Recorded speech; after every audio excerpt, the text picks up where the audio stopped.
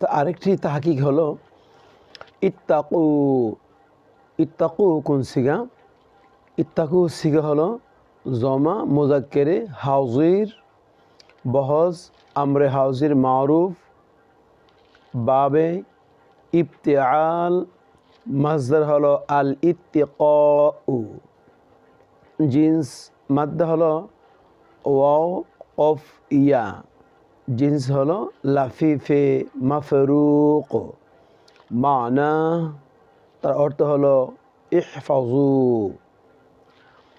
তো মাদ্দা যদি দুই পাশে হয় দুইটা, তাহলে লাফিফে মাফরুক।